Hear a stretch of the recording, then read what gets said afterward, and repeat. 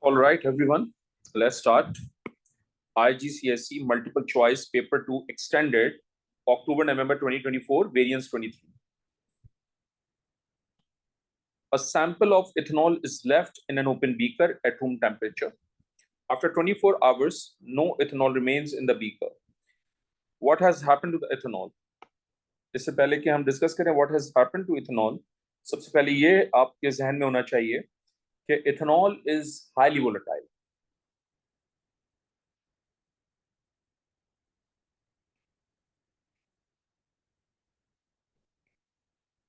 Obviously, room temperature पे evaporate हो जाएगा.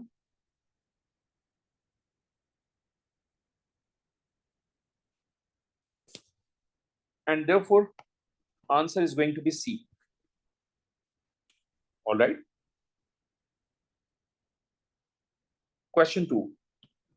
A gas in a sealed container with a fixed volume. Which statement describe what happens to the molecules in the gas when the temperature is increased? So remember, when temperature is increased, kinetic energy increases.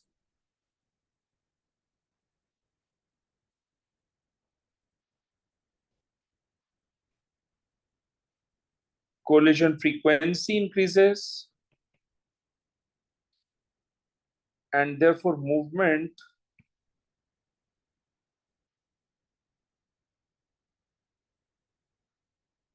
of molecules increases. So if examiner is saying they move slowly, then they move slowly. Incorrect. As temperature increases, particles move quickly because उनकी kinetic energy ज़्यादा हो गई. The statement 1 is incorrect. They collide with the walls of the container more frequently. That's true. Next, they collide with the walls of the container with less force, more force. जब frequent collision होंगे container की wall के साथ, तो force भी ज़्यादा लगेगी. इसका मतलब third statement is incorrect. They have greater kinetic energy. That's what I've told you. So this statement is also correct.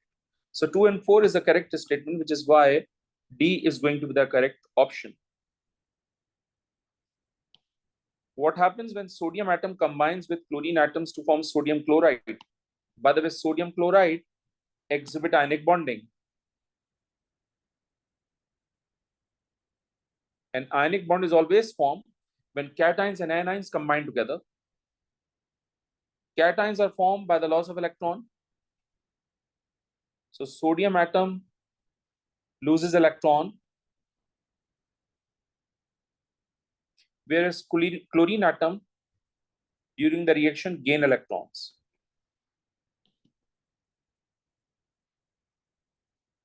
Sodium atom each gain 1 electron.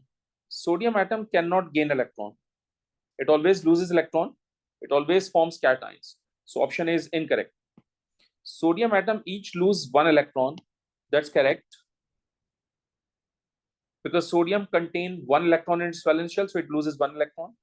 Chlorine atom each gain 1 electron. That's true. So most likely B is going to be the correct option, but let's talk about C and D. Sodium atom and chlorine atom share 1 electron. In the formation of ionic bond, there is no sharing of electron. Sharing of electron हमेशा covalent bonding में होती है, इसलिए C is incorrect. Sodium atom and chlorine atom share 2 electrons. Sharing is not possible in the formation of ionic bond, and therefore right answer is going to be B. The table shows some properties of 4 substances. Which substance are ionic? अगर ionic substances हैं तो उनका melting point जो है वो high होगा.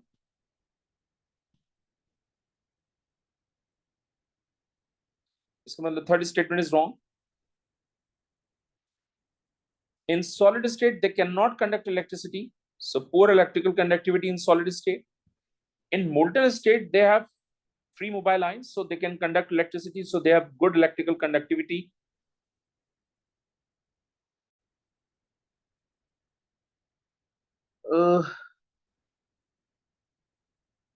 So I think 2 is the only option जिसमें सारे checks आए, which is why D is going to be the right answer. Okay. Also हम सब जानते हैं कि अगर सॉलिड होगा तो इलेक्ट्रिसिटी कंडक्ट नहीं करेगा, विच मीन्स ये भी रॉन्ग है। हम सब जानते हैं कि जब मोल्टन फॉर्म में होगा तो इलेक्ट्रिसिटी कंडक्ट करेगा, तो ये भी गलत है, ये भी गलत है।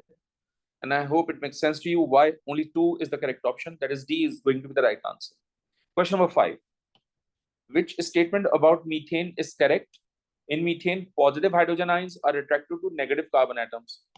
Uh, Positive and negative ions exist नहीं करते कभी भी, because ये covalent molecule है.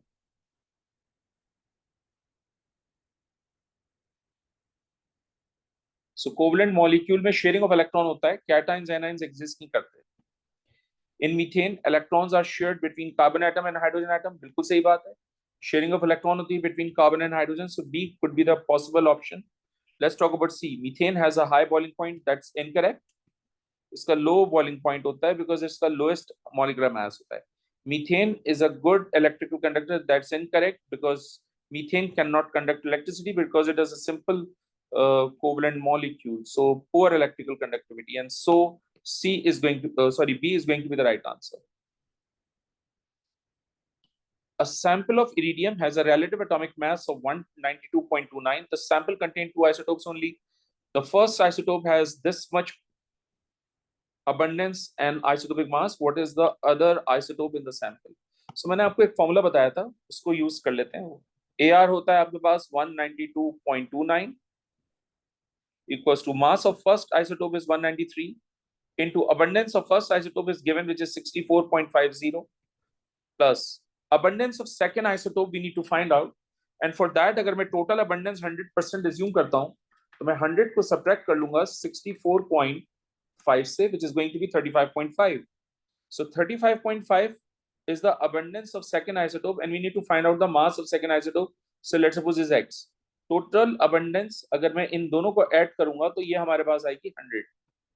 तो अगर मैं इसको solve कर लूं, I mean ये दोनों multiply हो जाएं, 192.29 into 100. So it's going to be 19229 equals to, अगर मैं इन दोनों को multiply कर लूं, so 193 into 64.5. So it's going to be 12448.5 plus 35.5x. So ये हो जाएगा 19229 divided by answer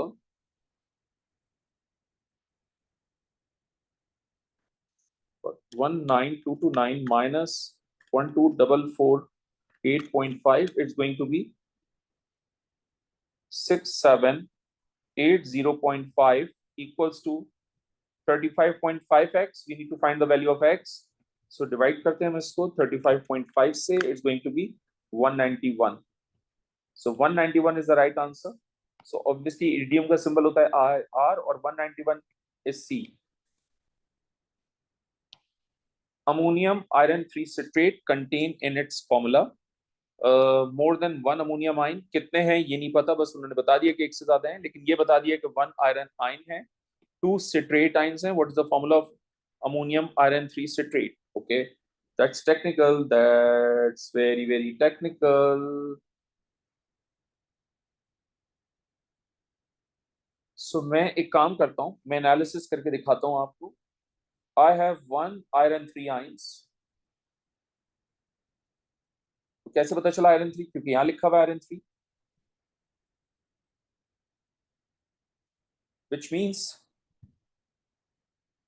it has a charge of 3 plus. सही है. अमोनियम आयन कितने हैं हमें नहीं पता, तो हमने ले लिया A moles of ammonium ions. So obviously charge is going to be plus A. जाहिर सी बात है जो भी यहाँ नंबर होगा वो इस चार्ज से मल्टीप्लाई होगा प्लस A. तो अगर मैं इन दोनों को ऐड कर लूं तो टोटल आ जाएगा मेरे पास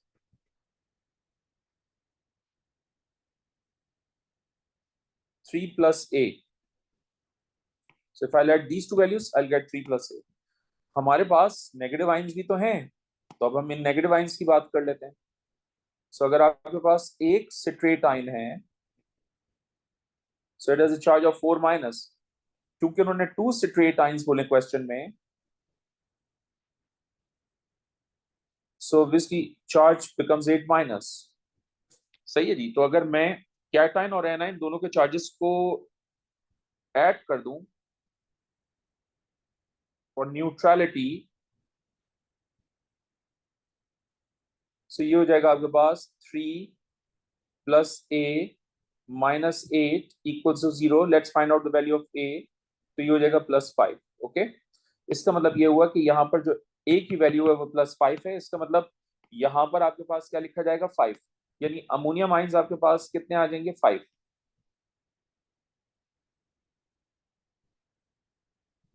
आयरन आपके पास 1 है। सिट्रेट का फॉर्मूला है C6H4O7 और उन्होंने कहा 2, तो यहाँ पर 2 लगा दीजिए। तो ये फॉर्मूला देखिए कहां पर बन रहा है, ये फॉर्मूला बन रहा है बी में, and therefore B is going to be the right answer. Okay,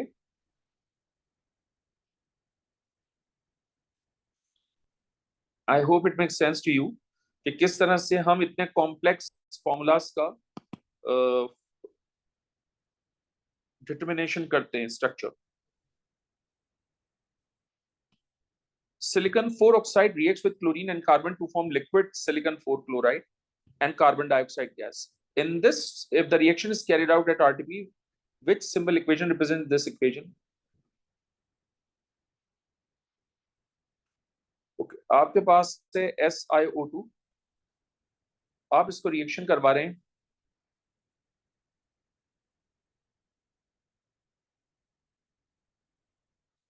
chlorine and carbon के साथ, तो ये कन्वर्ट होगा SiCl4 एंड कार्बन डाइऑक्साइड।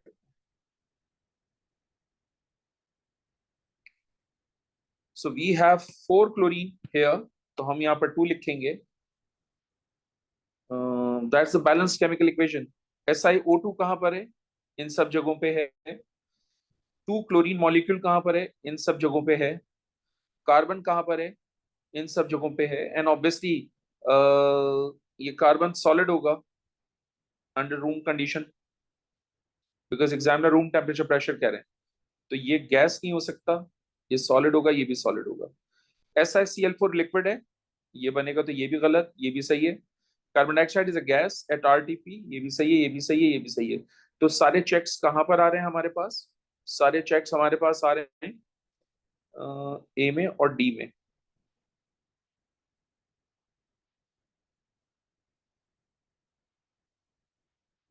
एक silicon 4 chlorine 4 chlorine CO2 gas.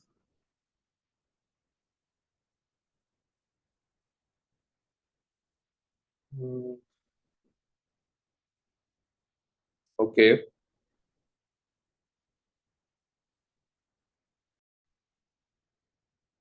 All right.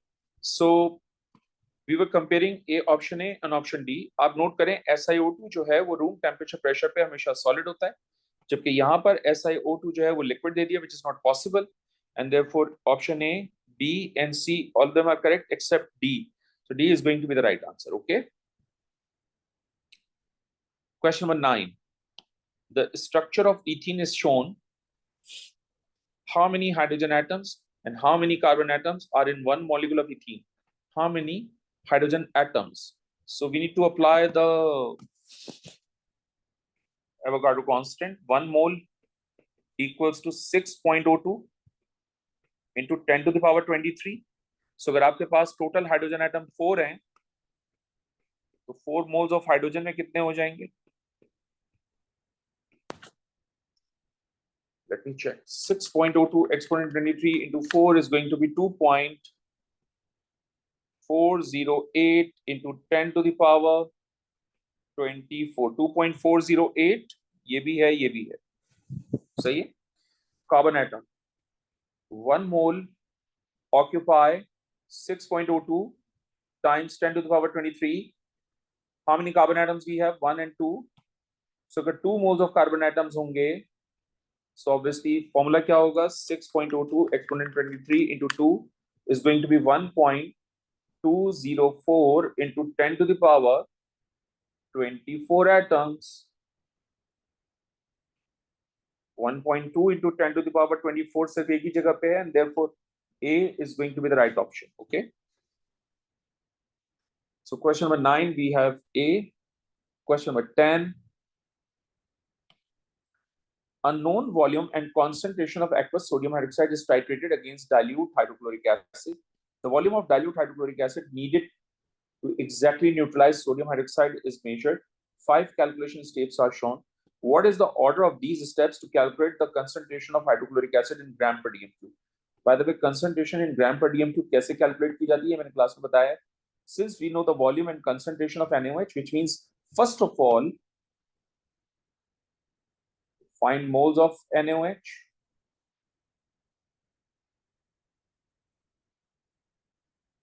By using equation moles of HCl.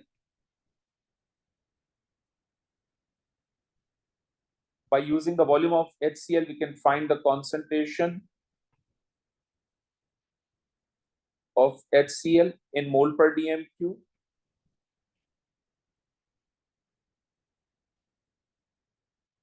Determine MR of HCl.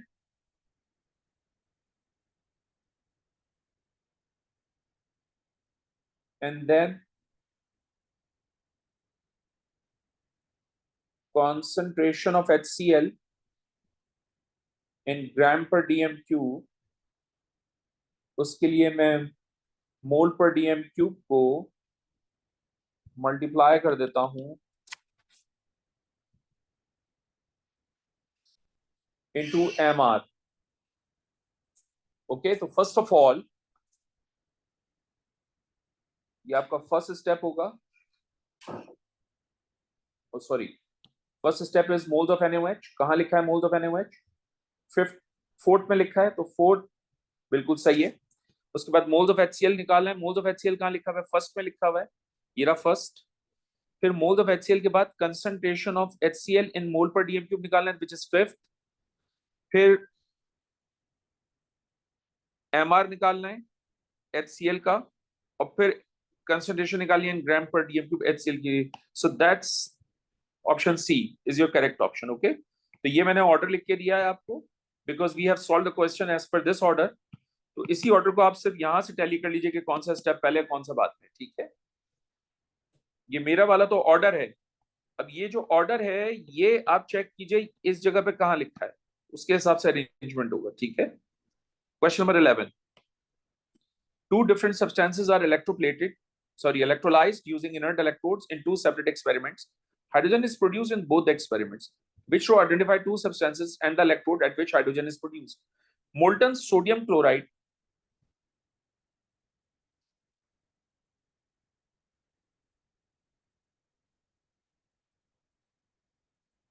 hydrogen is produced at cathode.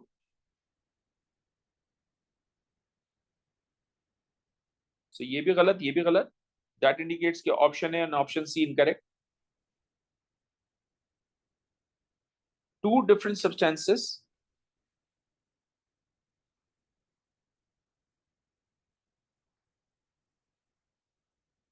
let's talk about molten NaCl.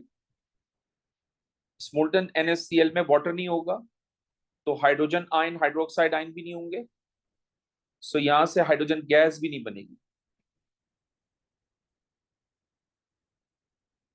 Which means यहां से hydrogen gas नहीं बनेगी, लेकिन aqueous sodium chloride से hydrogen gas बन जाएगी और ये कैथोड पे भी चले जाएगा. बट ये तीनों ऑप्शंस जो है वो करेक्ट नहीं है, which is why B is also incorrect and therefore D is going to be the right answer.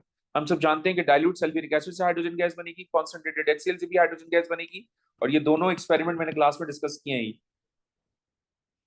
And hydrogen gas is given off at cathode.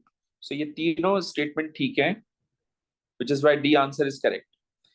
Aqueous copper to sulfate can be electrolyzed using either carbon electrode or copper electrode. Which statement describe what happens at the positive electrode? First of all, what is positive electrode? Obviously anode. Copper is deposited if electrode is made of carbon. Carbon ho ya copper, copper is always deposited at cathode. So anode पे कभी भी copper deposit नहीं होता. Anode is deposited at cathode, not anode, which is why option A is incorrect. Copper is deposited if the electrode is made by anode के ऊपर जो है वो कॉपर कभी भी डिपॉजिट नहीं होता, सो ये भी गलत.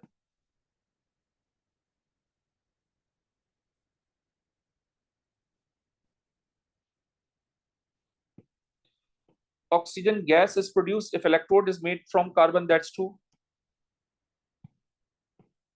Oxygen gas is produced if electrode is made from copper.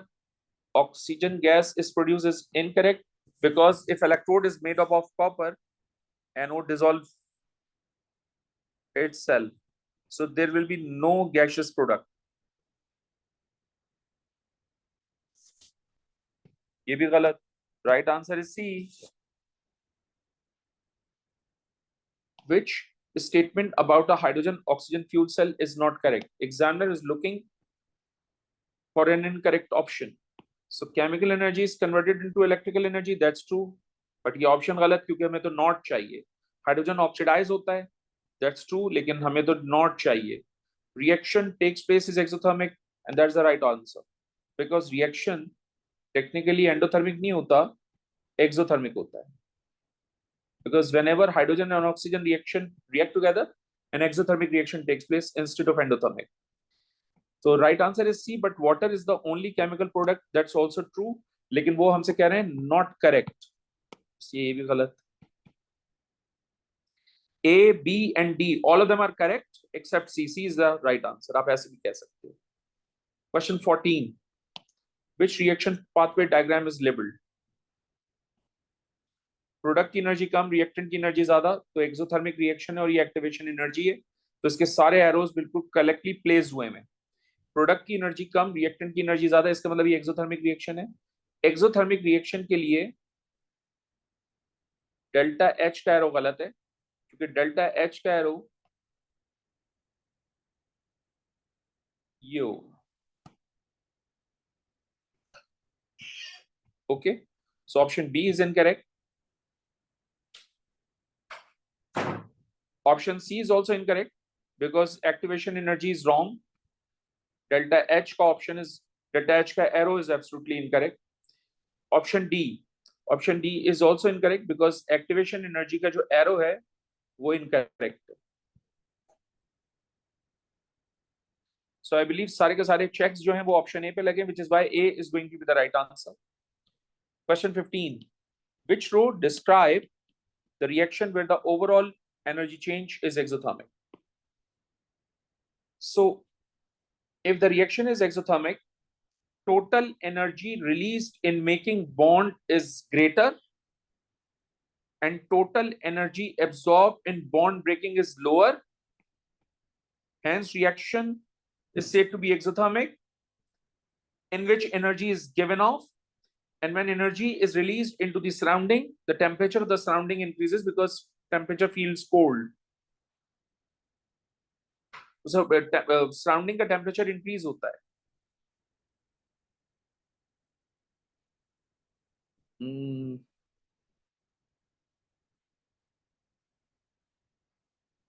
Okay. So I believe D is going to be the right answer. क्योंकि ये energy released greater than absorbed, reaction is said to be exothermic, energy release होगी into the surrounding, surrounding का temperature increase होगा जिसकी वजह से जो container है it feels hot. So I think 15 answer is D. Which process involves a physical change? ये repeated question है, मैंने पहले भी solve किया. Right answer is going to be C. जो previous मैंने latest अभी 2024 के variants attempt किए हैं जून और नवंबर के, उसमें ये क्वेश्चन मैंने सॉल्व किया है, ये रिपीट किया एग्जामिनर ने. फिजिकल चेंज का मतलब क्या होता है? Only state changes. So option C में स्टेट चेंज हो रही है because ice cube is basically solid. जब आप आइस को मेल्ट करोगे तो it will turn to liquid. तो वाटर जो है उसका फॉर्मूला तो एज इट इज है, तो फॉर्मूले में कोई चेंज नहीं है, सिर्फ स्टेट चेंज हो रही है. Oh God. Question number 17. In the Haber's process, equilibrium is established. forward reaction is exothermic. With change to the reaction conditions will move the position of equilibrium left. That's very, very important. Position of equilibrium needs to move towards left. यार अगर मुझे left side पे जाना है और reaction exothermic है तो इसका मतलब टेम्परेचर इंक्रीज कर सकता हूं,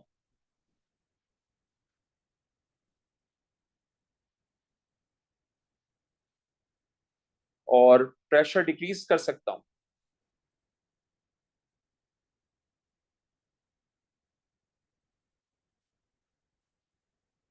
सही है. तो ये प्रेशर डिक्रीज कर रहे हैं, टेम्परेचर डिक्रीज नहीं करना है, टेम्परेचर इंक्रीज करना है. Add more nitrogen gas to the mixture, ये भी गलत है क्योंकि अगर आप नाइट्रोजन गैस को ऐड करेंगे तो वो फॉरवर्ड चला जाएगा, मुझे तो बैकवर्ड जाना है. रिमूविंग द आयरन कैटलिस्ट, ये भी गलत because catalyst has no effect of composition, या नो इफेक्ट ऑन इक्विलिब्रियम.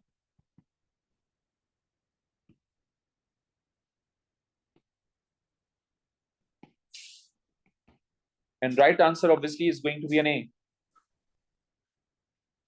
आपको याद है ना, हमने ली शटर्स प्रिंसिपल पढ़ा था. हमने कहा था कि किसी भी एक्सोथर्मिक रिएक्शन में जब टेम्परेचर इंक्रीज करते हैं इक्विलिब्रियम बैकवर्ड चला जाता है. यहाँ पर आपके पास टोटल 4 मोल्स हैं, यहाँ पर आपके पास टोटल 2 मोल्स हैं. According to Le Chatelier's principle अगर मैं प्रेशर को डिक्रीज करूंगा तो इक्विलिब्रियम उस डायरेक्शन में जाएगा जहां नंबर ऑफ मोल्स ज्यादा होंगे, क्योंकि वहां वॉल्यूम ज्यादा है, इसलिए इक्विलिब्रियम बैकवर्ड चला जाएगा. That was the concept behind this explanation, जो कि हमने ली शटर्स प्रिंसिपल में एक्सप्लेन किया है आपको. Okay. Question 18. The flow chart shows some properties of a metal oxide. What is metal oxide? By the way, ये जो metal oxide है ये एसिड से रिएक्शन करके सॉल्ट और वाटर बना रहा है. ये जो मेटल ऑक्साइड है ये एल्कली से रिएक्शन करके सॉल्ट और वाटर बना रहा है. इसका मतलब this metal oxide is basically an amphoteric oxide because वो एसिड और एल्कली दोनों से रिएक्शन कर रहा है.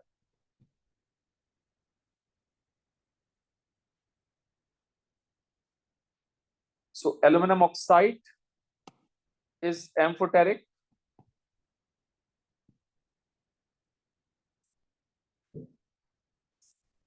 Zinc oxide is amphoteric.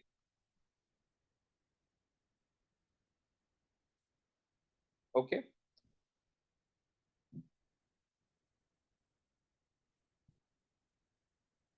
So ये भी गलत, ये भी गलत.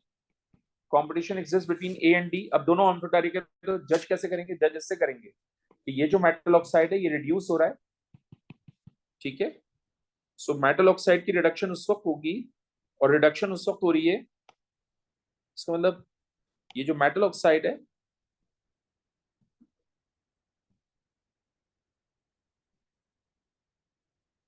अगर ये रिड्यूस हो रहा है तो इसका मतलब ये रिएक्टिव नहीं है ज्यादा. सो अगर मैं एल्यूमिनियम और जिंक की रिएक्टिविटी देखूं तो ये मोर रिएक्टिव है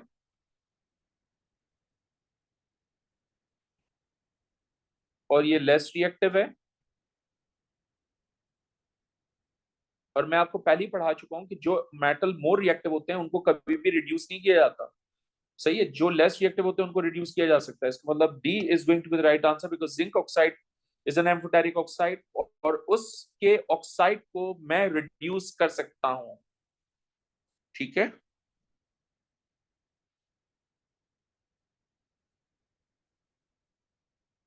और जाहिर सी बात है अगर वो रिड्यूस होगा तो किस में कन्वर्ट हो जाएगा? जिंक मेटल में. तो जो जिंक मेटल है वो ब्रास का कंपोनेंट है. Which statement about reactants in redox reaction is correct?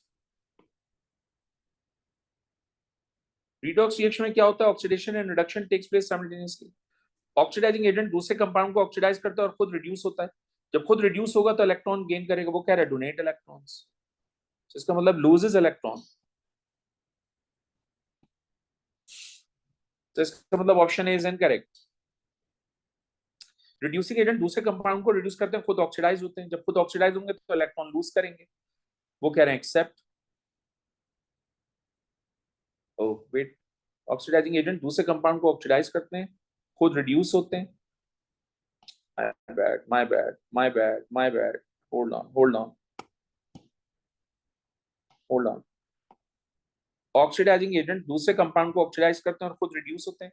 जब खुद रिड्यूस होते हैं तो इलेक्ट्रॉन गेन करते हैं, इसका मतलब ये इलेक्ट्रॉन गेन करेगा जबकि वो कह रहे हैं डोनेट। और रिड्यूसिंग एजेंट दूसरे कंपाउंड को रिड्यूस करते हैं, खुद ऑक्सीडाइज होते हैं, खुद ऑक्सीडाइज होते हैं तो इलेक्ट्रॉन लूज करते हैं, वो कह रहे हैं एक्सेप्ट। तो इसका मतलब ये दोनों के दोनों पूरा स्टेटमेंट ही रॉन्ग है। When one elements gain electron the oxidation number of a different element increases.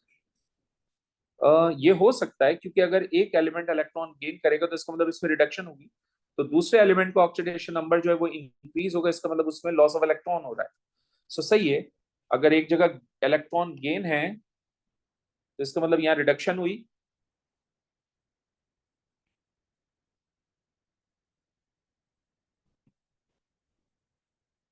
Oxidation number of a different element increases.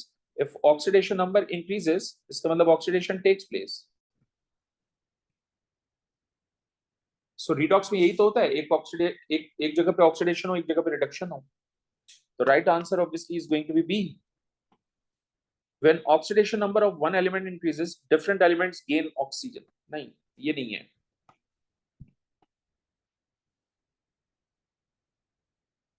Oxygen gain नहीं करेगा.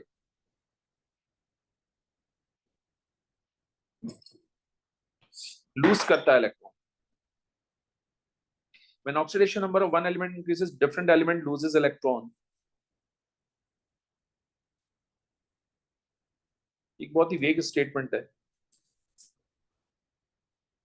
क्योंकि अगर यहां पर भी ऑक्सीडेशन हो रही है तो यहां पर भी ऑक्सीडेशन हो रही है। ये भी किसको रिप्रेजेंट कर रहा है? Oxidation, because oxidation state increases. और यहां पर भी किसको कर रहा है? Oxidation, because when electron loses oxidation takes place. So इस option D is also incorrect because इसमें रिडॉक्स नहीं हो रहा है, इसमें सिर्फ और सिर्फ ऑक्सीडेशन हो रही है।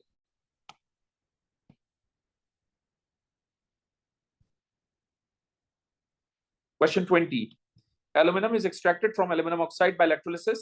The ionic half equation for the reaction at one of the electrode is shown. Which would describe the change in the oxidation number of aluminum? Obviously, यहाँ पर चार्ज है 3+ और यहाँ पर चार्ज है 0. So 3+ to 0 जा रहा है, इसका मतलब रिडक्शन हो रही है.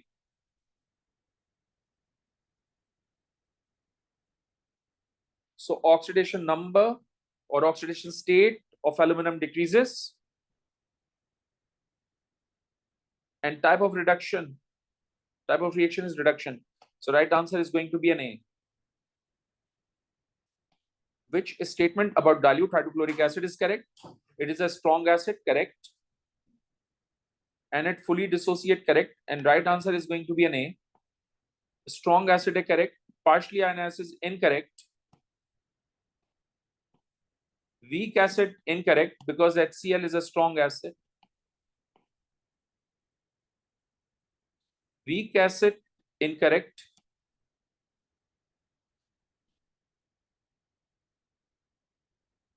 Okay. 22.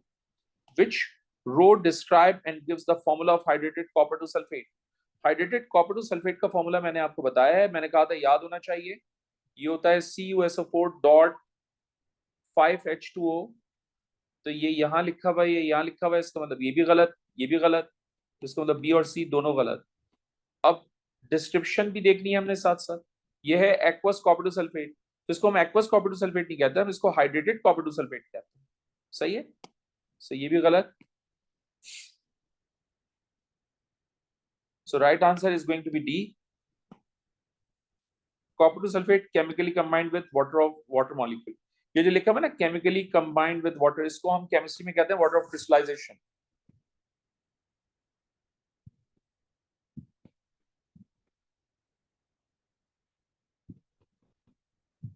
इसलिए वो chemically combined कह रहा है एग्जाम में। The equations for 3 reactions are shown. Which reactions are suitable for making salt by precipitation? भाई वो salt precipitation के थ्रू बनता है जो कि insoluble in water होता है।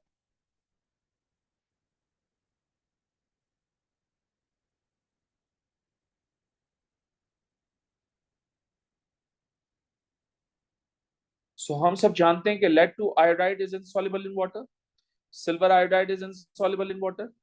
इसका मतलब 1 and 2, and therefore A is going to be the right answer. By the way, copper sulfate soluble क्योंकि aqueous लिखा हुआ है। सही है। 24. Acidified potassium dichromate 6 is used to oxidize ethanol. The ionic equation for the reaction is shown. Which property of transition elements are shown by chromium in this reaction? Okay. Over here, chromium की oxidation state निकालो. Chromium का 2x लो. Oxygen का charge is -2 times 7. क्योंकि 7 oxygen atom है, whole charge equals to -2. Then x equals to +6. Over here, the oxidation state of chromium is +3. So technically, chromium की oxidation state decrease हो रही है.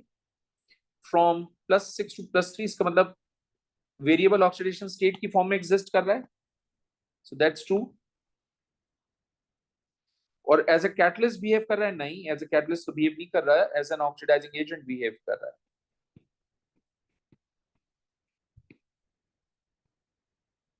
मैंने क्लास में भी बताया कि ये ऑक्सीडाइजिंग एजेंट होता है, जबकि अल्कोहल जो है वो रिड्यूसिंग एजेंट होता है.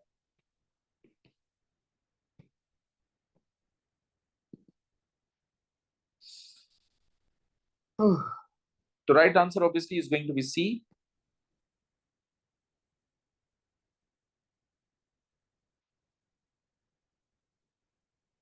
आई मीन ये दोनों सही हैं कि एज अ कैटलिस्ट यूज नहीं होता. Which statement describe periodic table? The elements are arranged in order of their nucleon number. That's incorrect. Atomic number.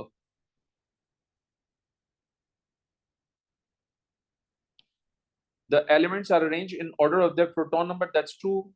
Atomic number bolo, proton number bolo, it has nothing. It doesn't make any difference. Next is used to predict the properties of element. That's true.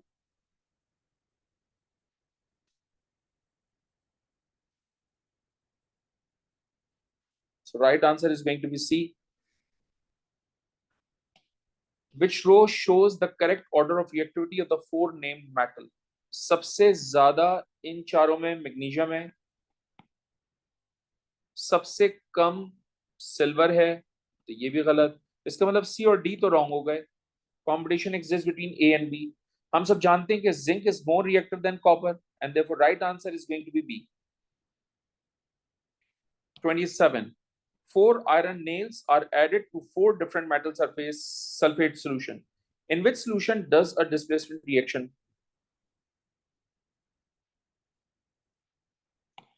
By the way,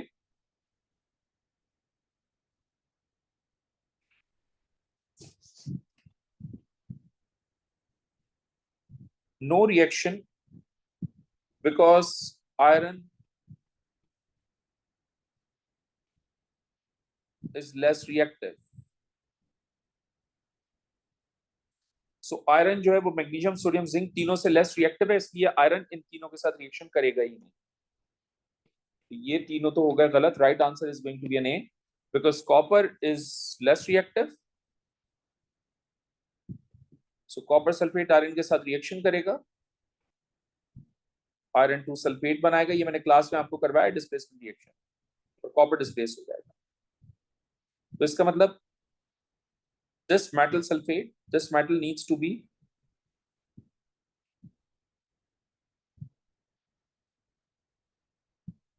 less reactive than iron. So अगर मैं सिर्फ इस एक point को ध्यान में रखूं तो मुझे पता है इन चारों में से सबसे least reactive as compare to iron copper है, which is why A is going to be the right answer. आप ऐसे भी सोच सकते हैं ऑप्शन को. ठीक है.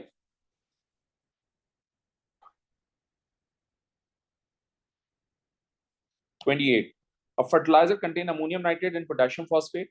Why is the fertilizer described in NPK fertilizer? Because nitrogen, phosphorus and potassium are essential elements, and these three essential elements needed for plant growth, which is why D is going to be the right option. Okay. What is the approximate percentage of oxygen and nitrogen in clean dry air? Oxygen has 21%, nitrogen has 78%. Answer is B. That's very straightforward question. Which compound have similar chemical properties? Similar chemical properties उस वक्त होती हैं जब same homologous series से belong करते हैं. ये भी एल्केन, ये भी एल्केन, दोनों सेम होमोलोगस सीरीज से बिलोंग कर रहे हैं, तो इनकी सेम केमिकल प्रॉपर्टीज होंगी, which is why C is going to be the right answer. याद रखिएगा कि ये अल्कोहल से बिलोंग करता है कंपाउंड और ब्यूटानिक एसिड कार्बोक्सिलिक एसिड से. सो होमोलोगस सीरीज डिफरेंट हो गई हैं, फंक्शनल ग्रुप डिफरेंट हो गए, तो ऑब्वियसली केमिकल प्रॉपर्टी सेम नहीं हो सकती. ये एल्केन प्रॉपर्टी एल्केन से बिलोंग करता है और इथीन जो है वो एल्कीन से बिलोंग करता है. अगेन दो डिफरेंट होमोलोगस सीरीज हो गई हैं, केमिकल प्रॉपर्टी सेम नहीं हो सकती. ये एल्कीन है आपके पास और ये अल्कोहल है,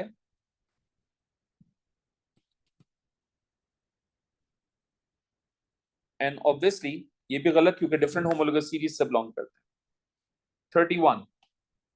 Four substances about organic compounds P, Q, R, and S are listed. P is a saturated hydrocarbon, so could be an alkane because all alkanes are saturated. Q is this, तो Q जो है वो ethane है and ethane is an alkane. इसका मतलब P and Q belongs to same homologous series. A molecule of R contain only one oxygen atom. If it contain only one oxygen atom, it must be an alcohol because alcohol में सिर्फ एक oxygen atom होता है. S is carboxylic acid, तो आपको पता है ये carboxylic acid है, तो ये दोनों तो सेम होमोलोगस सीरीज से बिलोंग कर रहे हैं. लेकिन अब वन बाय वन ऑप्शन पढ़ते हैं. P and Q are members of different homologous series. P and Q same homologous series से बिलोंग कर रहे हैं क्योंकि दोनों एल्केन है. डिफरेंट नहीं, सेम होमोलोगस सीरीज से बिलोंग कर रहे हैं. ठीक है. P is alkane, S is carboxylic acid. Same homologous series से बिलोंग नहीं कर सकते, डिफरेंट होमोलोगस सीरीज से बिलोंग कर रहे हैं क्योंकि एक एल्केन है एक कार्बोक्सिलिक एसिड है, दोनों के फंक्शनल ग्रुप्स डिफरेंट हैं. so ये भी गलत. Q and S are members of the same homologous series. R जो है Q जो है वो आपका एल्केन है, S जो है वो आपका कार्बोक्सिलिक एसिड है, तो ये सेम होमोलोगस सीरीज नहीं है भाई, ये डिफरेंट है.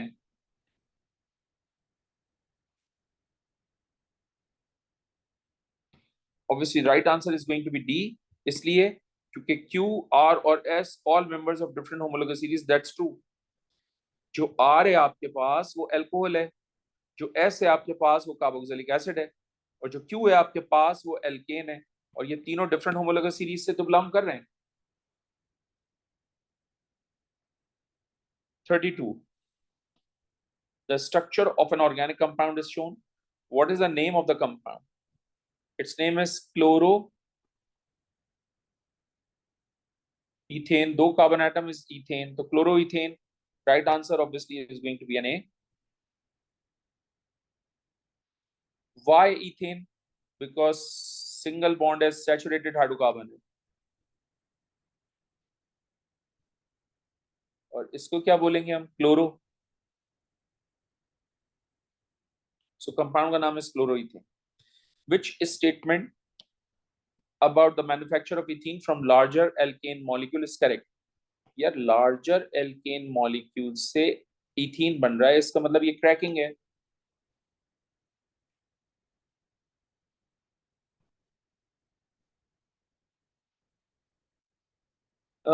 This process is called cracking, and so B is going to be the right answer. सही है.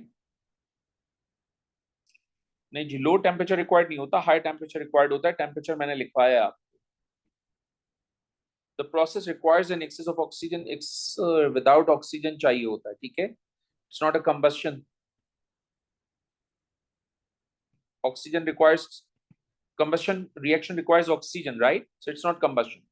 Water is also a product. ये तो प्रोडक्ट तो वाटर बनती नहीं है, हाइड्रोजन गैस होती है. ठीक है.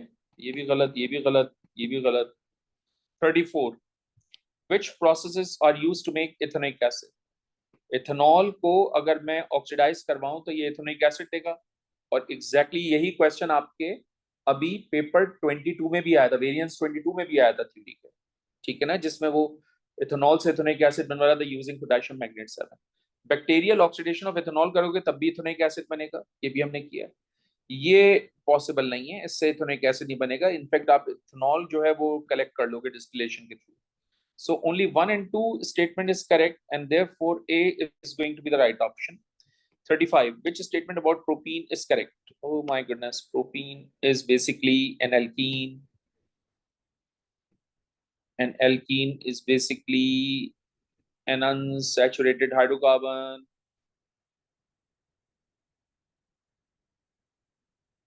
First option. Propene reacts with bromine in the dark in the substitution reaction. Since propene is an alkene never undergoes substitution reaction, always undergoes addition reaction.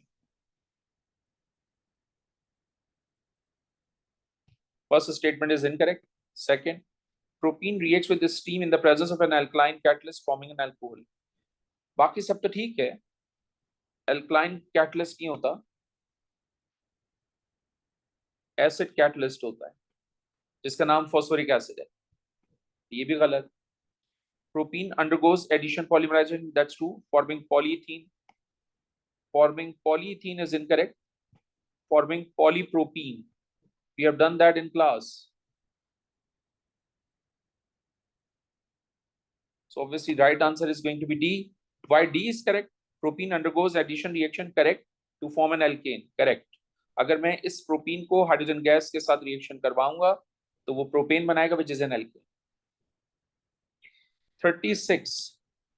How many each type of bonds are present in ethanoic acid? Let me make the displayed structure of ethanoic acid.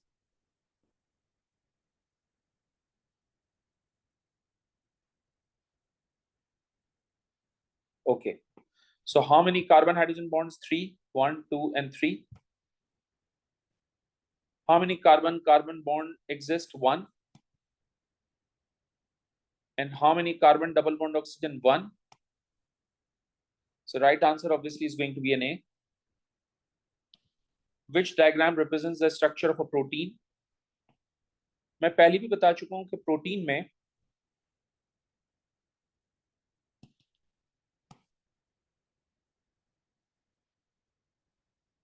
Through amino acid form होता है और amino acid को पहचानने का तरीका एक ही compound में carboxylic और अमाइन ग्रुप होता है। और दूसरी बात ये कि इसमें पेप्टाइड लिंकेज होता है और यही लिंकेज जो है वो अमाइड में भी होता है। So option B is incorrect because ये आपका एस्टर लिंकेज है। ऑप्शन सी इज रॉन्ग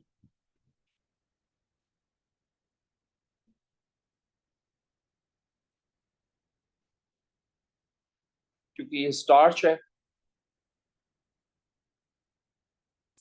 बल्कि आप स्टार्च के बजाय इस तरह से भी कह सकते हैं, नॉट पेप्टाइड लिंकेज, है ना, ये पेप्टाइड लिंकेज नहीं है। आई होप आपको याद हो पेप्टाइड लिंकेज किसे कहते हैं, ये होता है पेप्टाइड लिंकेज।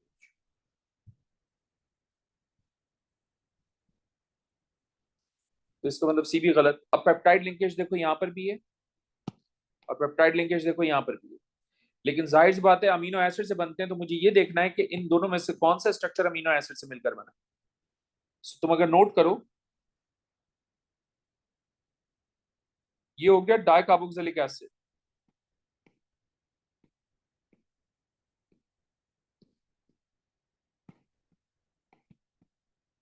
और तुम नोट करो ये पूरा का पूरा ग्रुप हो जाएगा डायमाइन। सो डाइकार्बोक्सिलिक एसिड और डायमाइन से जब भी रिएक्शन होता है वो हमेशा नाइलॉन होता है, इसका मतलब दिस इज नाइलॉन।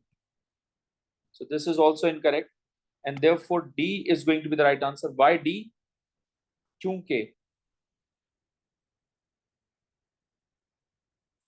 इस पूरे ग्रुप को देखो, ये एक अमीनो एसिड है क्योंकि इस कंपाउंड में NH2 और COOH एक ही है।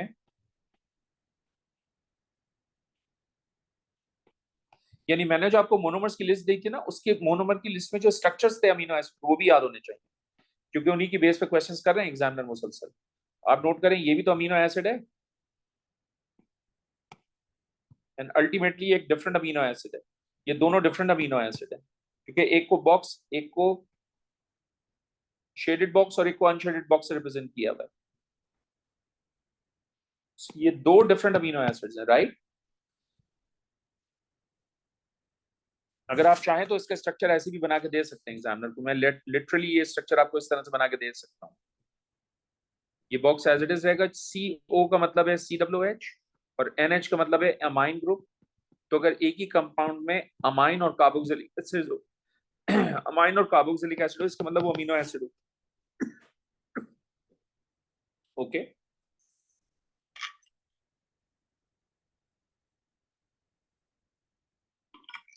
That means right answer is D, 38। My goodness. The chromatogram of substance S is shown. Some distances are labeled on the diagram. What is the RF value of the substance S? Calculated. Okay. So पहली तो बात ये कि ये आपका distance traveled by solvent है। तो distance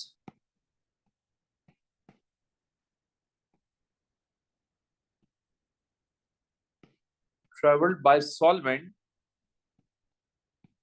is X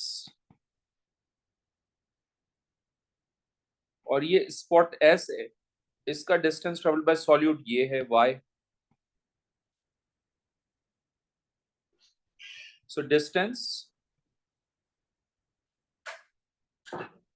traveled by S is Y। So अगर आपको RF की वैल्यू कैलकुलेट करनी है for S, so Y upon X हो जाएगा। So right answer is going to be C. Question 39. Some information about solid silver chloride and solid sodium chloride is correct. याद रखिएगा कि ये insoluble in water और ये soluble in water। वो कह रहे हैं silver chloride and sodium chloride do not dissolve in kerosene. That's true. ये दोनों कैरोसिन में डिसॉल्व नहीं होते। Silver chloride is insoluble in water. That's true. Sodium chloride is soluble in water. That's true. The boiling point of silver chloride is this, and the boiling point of sodium chloride is this. Okay. Which processes are used to separate a mixture of solid silver chloride and solid sodium chloride? Since we want to separate the mixture,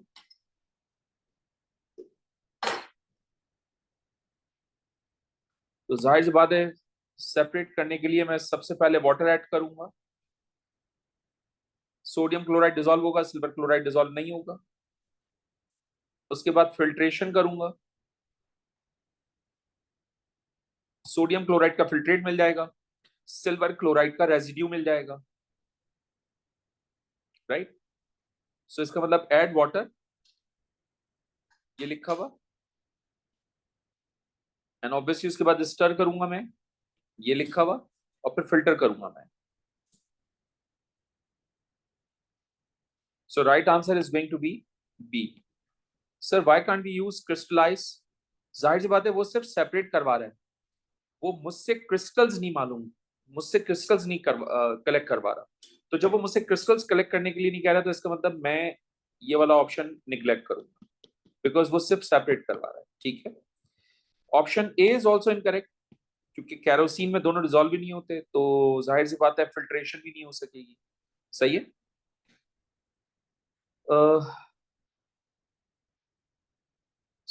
एक soluble part, एक insoluble part, दो liquids को separate करने के लिए हम fractional distillation use करते हैं। एक सॉलिड और एक एक्वस को सेपरेट करने के लिए फ्रैक्शनल डिस्टिलेशन यूज नहीं होता। So right answer obviously is going to be B. Last question, which statement describe how a flame test is done? मैंने ये 100 टाइम्स आपको बताया भी और लिखकर भी दिया, ATP में भी, थ्योरी में भी। Tip of a clean wire is dipped into a substance, correct, and wire is placed in a blue Bunsen burner flame. That's also true. So right answer obviously is A. क्योंकि हमें blue Bunsen flame चाहिए होता है, because blue Bunsen flame का temperature highest होता है। आगे चलें। Tip of clean wire is dipped into the substance. Correct. Wire is placed in a yellow Bunsen flame, not yellow, because we need high temperature. Wooden splint is lit and is placed above the tube containing the gas being heated by। मैं gas को नहीं test कर रहा हूँ, ठीक है, ये भी गलत, ये भी गलत। A wooden splint is lit, blown out, and blowing a split. The gas being tested. I'm not testing the gas. I'm testing the flame test. Flame test जो है वो मेटल्स का होता है, गैसेस का नहीं होता, ठीक है। I hope it makes sense to you. Thank you very much guys.